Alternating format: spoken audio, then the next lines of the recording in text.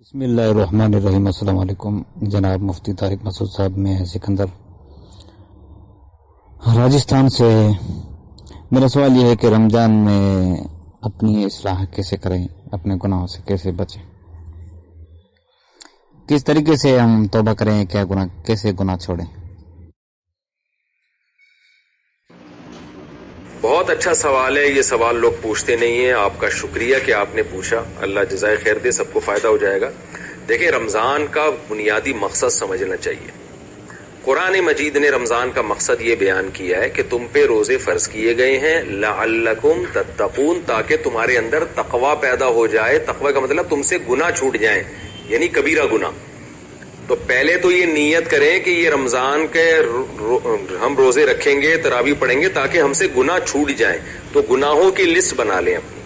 کسی کو بد نظری کی عادت ہے، کسی کو انٹرنیٹ پر فحش فلمیں دیکھنے کی عادت ہے، کوئی اپنے والدین سے بدتمیزی کرتا ہے، کوئی بیوی کے حقوق ادا نہیں کر رہا، عورت شوہر سے بدتمیزی کر رہی ہے، کوئی اپنے اولاد کو ٹائم نہیں دے رہا، کسی نے وراثت تقسیم نہیں کی، اپنے نابالغ چھوٹے بہن بھائیوں کی وراثت پہ قبضہ کر کے بیٹھا ہوا ہے، کوئی سود کھا رہا ہے، کوئی حرام آمدن کر رہا ہے۔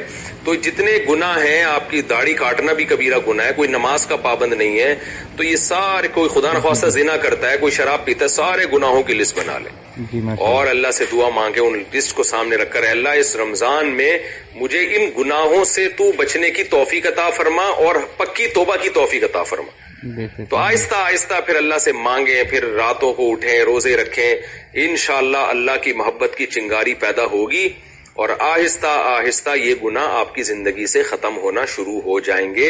یہ فائدہ ہوگا، اللہ کا وعدہ ہے، کیونکہ اللہ نے کہا ہے روزہ فرض اس لیے کیا ہے کہ تمہارے اندر تقوی پیدا ہو جائے۔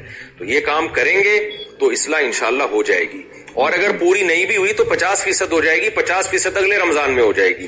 لیکن اگر نیت ہی نہیں ہے گناہ چھوڑنے کی تو بھائی پھر تو سینکڑوں رمضان آتے رہیں تو کیا فائدہ، گناہ نہیں چھوٹتے پھر اس سے۔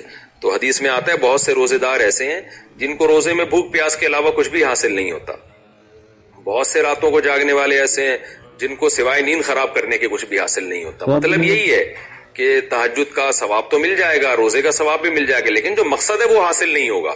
مقصد ہے گناہوں سے توبہ کرنا، اس لیے یہ کریں، گناہوں کو اپنی فہرست سے آہستہ آہستہ نکالنے کی کوشش کریں، اپنی زندگی کی فہرست سے۔ بسم اللہ۔